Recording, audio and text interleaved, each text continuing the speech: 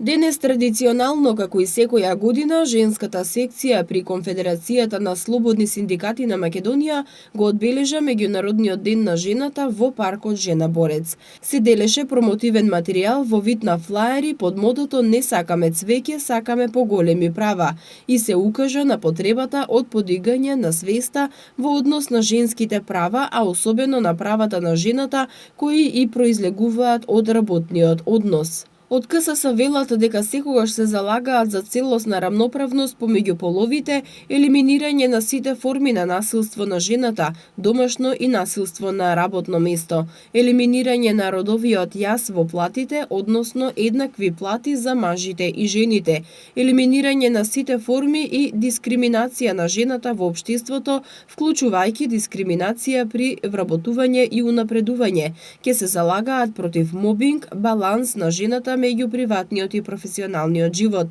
ценење на незиниот домашен труд, како и сите останати предизвици со кои се соочува македонската жена. Овој пат од КСС вниманието го насочуваат кон правото на жената на породилното отсуство и бременост, како едно од основните права кои ги уживаат жените како посебна заштита во работниот однос. Подигнување на свеста на жената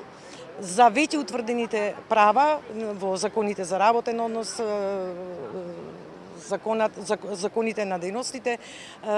безбедност и здравје при работа, социјалната заштита и други закони. И втората насока е на подобрување на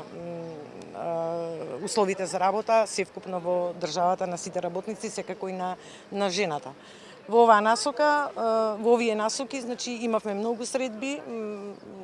со жените работнички, низ кои што се сметаме дека е подигната веќе свеста во однос на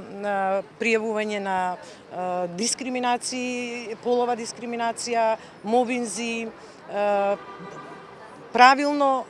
користење на родителство и мајчинство од страна на жената, а во насока на подобрување на правата на жената преку економско-социјалниот совет, каде што учествуваат и Конфедерацијата на слободни жени, каде е филтерот на носењето на закони, учествуваме за носење на подобри закони. Статистиката покажува дека се повеќе жените се охрабруваат за да пријават такви случувања и мобинзи и евентуална дискриминација. И исто така имаме статистика дека секоја година не во голем процент, но се зголемува бројот на татковците или мажите кои што го користат породилното боледување. Нели тоа е законско утврдено право и на татковците, односно мажите, и можам да кажам дека